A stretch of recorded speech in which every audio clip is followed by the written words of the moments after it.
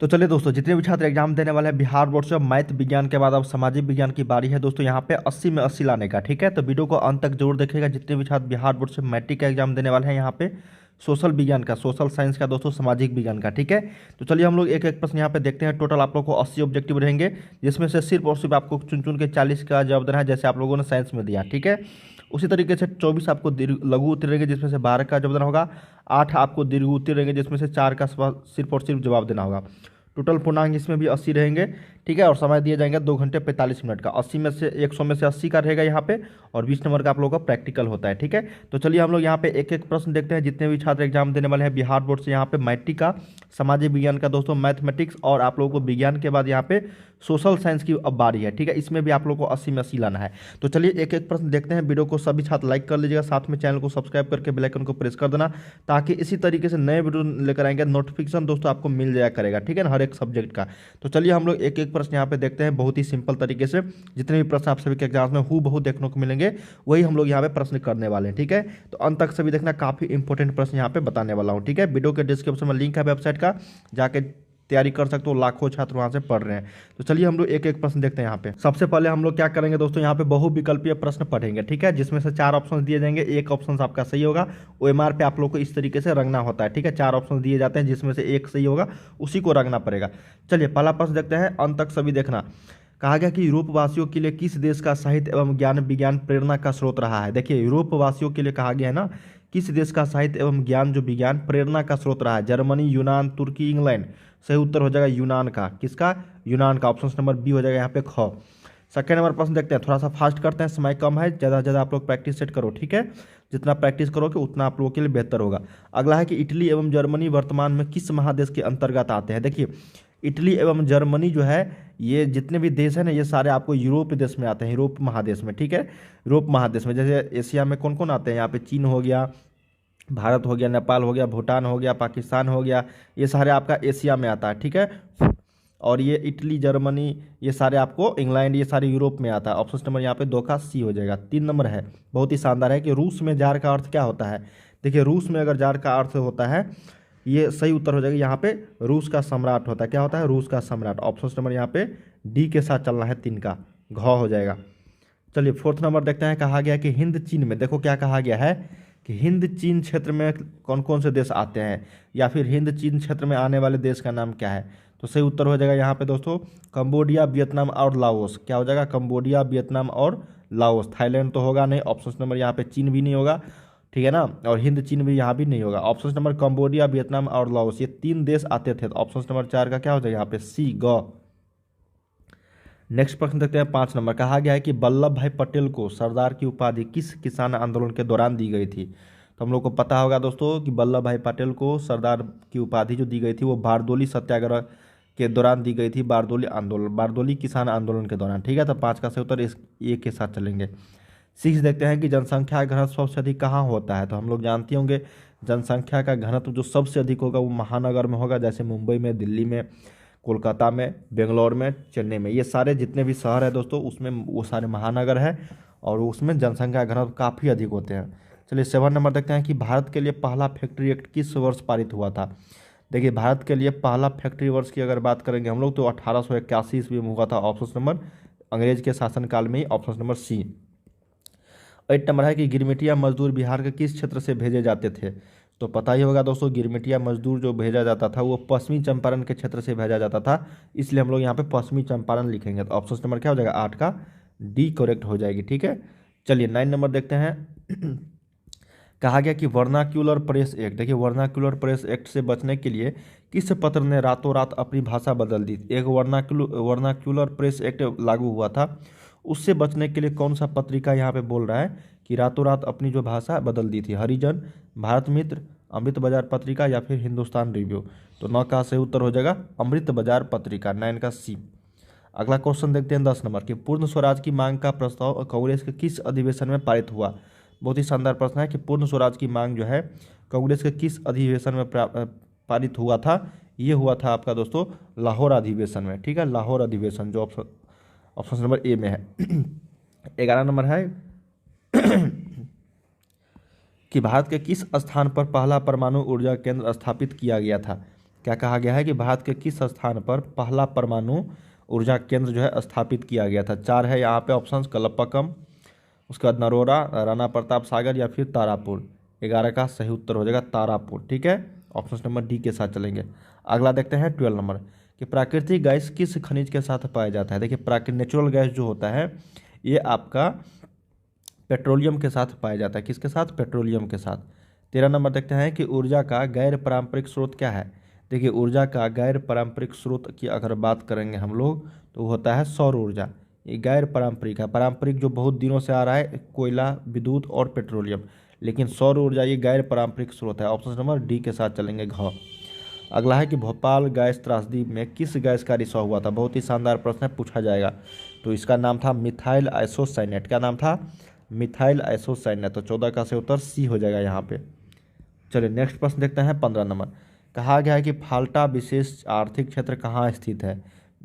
तो फाल्टा विशेष आर्थिक क्षेत्र जो स्थित है वो है पश्चिमी बंगाल में। कहाँ पे?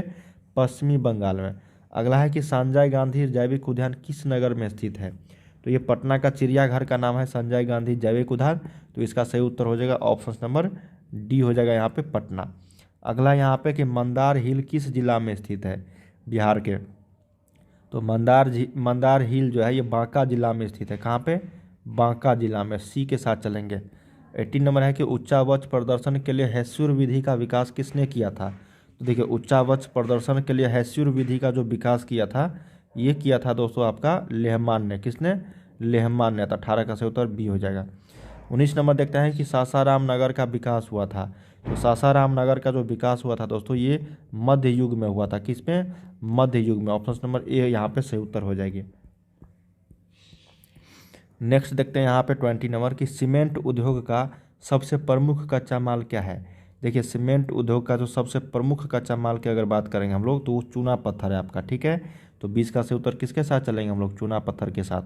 अगला है 21 नंबर कि भारत में राष्ट्रीय स्तर पर पंचायती राज की स्थापना कब हुई थी?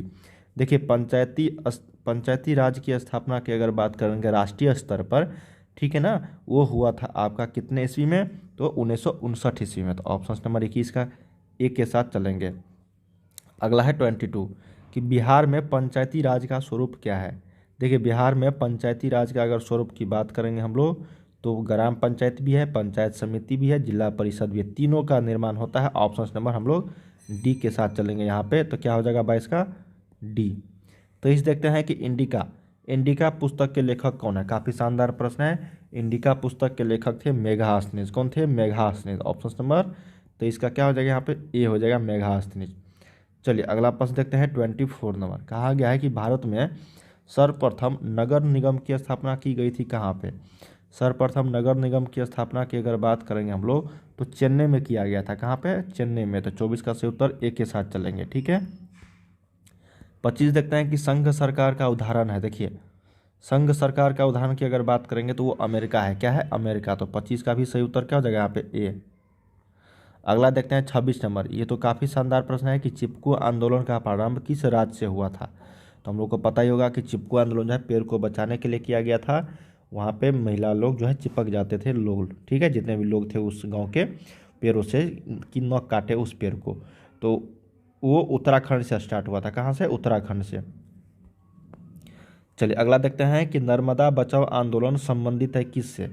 तो देखिए नर्मदा बचाओ आंदोलन जो है ये आपको पर्यावरण से संबंधित है। ठीक है, ऑप्शन नंबर क्या हो जाएगा यहाँ पे? 27 का ए हो जाएगा। 28 देखते हैं कि सूचना का अधिकार कानून कब लागू हुआ था? देखिए सूचना का अधिकार कानून जो लागू हुआ था ये लागू हुआ था 2005 ईस्वी में। कब ईस्वी में? 2005 ईस्वी में। तो ऑप्शन नंबर 28 का बी। चलिए 29 देखते हैं कि बिहार में संपूर्ण क्रांति का नेतृत्व किसने किया था? तो जयप्रकाश नारायण जी संपूर्ण क्रांति का नारा दिया था और उसने भी नेतृत्व किया था। ऑप्शन नंबर 29 का डी, पटना के गांधी मैदान से किया था। छात्र आंदोलन। अगला है निम्न को प्राथमिक क्षेत्र कहा जाता है। निम्नलिखित कौन से क्षेत्र को प्राथमिक क्षेत्र कहा जाता है? देखिए प्राइमरी सेक्टर की अगर हम लोग बात करेंगे तो उसको बोलते हैं हम लोग खेती बाड़ी को। ठीक है, मतलब रहने खाने पीने इसको। तो ये हो जाएगा आपका मछली पालन। ठीक है, ये कृषि के अंतर्गत आता है, इसलिए इसका जो आंसर हो जाएगा वो बी हो जाएगा प्राथमिक क्षेत्र। ठीक है, द्वितीयक क्षेत्र होता है, तृतीयक क्षेत्र होता है। तृतीयक क्षेत्र होता है आपका सेवा क्षेत्र और द्वितीयक क्षेत्र होता है आपका औद्योगिक क्षेत्र। ठीक है, इसको याद रखना होगा। अगला है 31 नंबर की, योजना आयोग का अध्यक्ष कौन होता है। देखिए योजना आयोग का अध्यक्ष की अगर बात करेंगे हम लोग तो इसका प्रधानमंत्री होने लगा। ठीक है, तो 31 का क्या हो जाएगा बी। अगला है यहाँ पे कि भारत में वित्तीय वर्ष जो होता है, बहुत ही शानदार प्रश्न है, ये होता है 1 अप्रैल से लेकर 31 मार्च तक। क्या होता है, 1 अप्रैल से लेकर 31 मार्च तक। 32 का सही उत्तर ए के साथ चलेंगे हम लोग। 33 देखते हैं कि दादा भाई नौरोजी ने सर्वप्रथम राष्ट्रीय आय का अनुमान कब लगाया था। बहुत ही शानदार प्रश्न है। कहा गया है कि दादा भाई नौरोजी ने सर्वप्रथम राष्ट्रीय आय का अनुमान लगाया था 1868, 1968, 1877 या फिर 1998। 1998 तो होगा नहीं। इस 4 ऑप्शंस में से 3 ऑप्शंस में से आपको ये बताना है, तो सही उत्तर यहाँ पे हो जाएगा 1868। ठीक है, सही उत्तर क्या हो जाएगा यहाँ पे 33 का ए। अगला है यहाँ पे 34 की मुद्रा के कार्य क्या होते हैं। देखिए मुद्रा के कार्य यहाँ पे पूछा गया है, तो मुद्रा के कार्य आप लोग को बताना है 34 में। तो सही उत्तर हो जाएगा यहाँ पे मापन, संचय और भुगतान, तीनों होता है, तो इसलिए इनमें से सभी हो जाएगा 34 का डी। 35 देखते हैं कि भारत की वित्तीय राजधानी किस शहर को कहा गया है। तो मुंबई को कहा गया है भारत की वित्तीय राजधानी। ठीक है, अगला है कि कौन बीमारू राज्य नहीं है। बीमारू राज्य आपका बिहार है, ये बीमारू है, ये भी बीमारू है और ये भी बीमारू है, लेकिन धीरे धीरे ये हटने लगा है। ऑप्शन नंबर क्या आ जाएगा यहाँ पे कर्नाटक। कर्नाटक जो है ये आपका बीमारू राज्य के अंतर्गत नहीं आता है। अगला है 37 नंबर, इनमें से कौन बहुराष्ट्रीय कंपनी नहीं है। Santosh, Ford Motor, Samsung, Coca Cola, ये सारे बहुराष्ट्रीय कंपनी के अंतर्गत आते हैं, लेकिन संतोष जो है ये एक राष्ट्रीय कंपनी है जो देश के अंतर्गत ही होता है। अगला है 38, भारत में उपभोक्ता संरक्षण अधिनियम की घोषणा कब हुई। तो 38 का सही उत्तर हो जाएगा 1986 में भारत में उपभोक्ता संरक्षण अधिनियम। बहुत ही शानदार प्रश्न है, 38 का ए। 39 देखते हैं, कहा गया है आपका कि महासागर के तली पर होने वाले कंपन को किस नाम से जाना जाता है। तो देखिए महासागर के तली पर अगर भूकंप आता है तो उसको हम लोग सुनामी के नाम से जानते हैं। 39 का सी। अगला है कि मलबे के नीचे दबे हुए लोगों का पता लगाने के लिए किस यंत्र की मदद ली जाती है। बहुत ही शानदार प्रश्न है। तो उसके लिए लिया जाता है इंफ्रारेड कैमरा। किसके लिए, जो मलबे के नीचे दबे हुए लोगों का पता लगाता है उसके लिए इंफ्रारेड कैमरा का उपयोग किया जाता है। 40 का सही उत्तर बी। तो चलिए हम लोग दोस्तों यहाँ पे ऑब्जेक्टिव किए हैं, अब हम लोग यहाँ पे सब्जेक्टिव कर रहे हैं। ठीक है, उसको सब्जेक्टिव देख लेते हैं। यहाँ पे इतिहास से बात करेंगे तो गैरीबाल्डी के कार्यों की चर्चा करें। रूसीकरण की नीति क्रांति हेतु कहाँ तक उत्तरदायी थी। रासायनिक हथियार एवं एजेंट ऑरेंज का वर्णन करें। बिहार के चंपारण आंदोलन पर एक टिप्पणी लिखे। विश्व बाजार के लाभ एवं हानि पर एक संक्षिप्त टिप्पणी लिखे। ये सारे इतिहास के क्वेश्चंस थे। यहाँ पे भूगोल के हैं कि कोयले के विभिन्न प्रकारों के नाम लिखे। एंथ्रासाइट, बिटुमिनस, लिग्नाइट, ये सारे। भारतीय कृषि की 5 प्रमुख विशेषताओं के नाम लिखिए। सार्वजनिक एवं निजी उद्योग में क्या अंतर होते हैं ये भी आप लोग को बताना है। ठीक है, निजी उद्योग मतलब जो खुद का पैसा लगाए हुए थे वो होता है, और सार्वजनिक आप लोग को पता ही होगा कि सभी लोग उसमें काम करते हैं। अगला है कि भारत की निर्यात एवं आयात की जाने वाली वस्तुओं का उल्लेख करें। क्या क्या निर्यात करते हैं, क्या क्या आयात करते हैं। बिहार में धान की फसल के लिए उपयुक्त भौगोलिक दशाओं का उल्लेख करना है। अब देखिए राजनीति विज्ञान में लैंगिक असमानता क्या है। ग्राम रक्षा दल से आप क्या समझते हैं, वंशवाद से आप क्या समझते हैं, ये सारे राजनीति विज्ञान का। अब देखो यहाँ पे अर्थशास्त्र का, अर्थव्यवस्था किसे कहते हैं, बचत क्या है, विश्व व्यापार संगठन क्या है। आपदा प्रबंधन में बाढ़ की स्थिति में अपनाए जाने वाले आकस्मिक प्रबंधन का संक्षेप में वर्णन करें। यहाँ पे बाढ़ का था, कभी कभी पूछे भूकंप का, कभी कभी सुखाड़ का। ठीक है, इसी तीनों में से पूछा जाते रहा है। तो हम लोगों ने दोस्तों यहाँ पे टोटल जो क्वेश्चंस किए यहाँ पे ऑब्जेक्टिव के साथ साथ सब्जेक्टिव भी किए हैं, जो आप सभी के एग्जाम्स के लिए काफ़ी इंपॉर्टेंट था। ठीक है, चलिए हम लोग अगले वीडियो में मिलते हैं कुछ और क्वेश्चंस को लेकर। तब तक के लिए आप लोग वीडियो को लाइक कर लीजिए, चैनल को सब्सक्राइब कर लीजिए, ताकि इस तरीके से हम लोग नए वीडियो लेकर आऊँगा, नोटिफिकेशन दोस्तों आपको मिलते रहेंगे। ठीक है, चलिए विज्ञान और मैथ्स के बाद अब सामाजिक विज्ञान की बारी है, छाप देना जाके। ठीक है, चलिए मिलते हैं हम लोग अगले वीडियो में। तब तक के लिए आप लोग बाय बाय, तैयारी करते रहिए सभी की।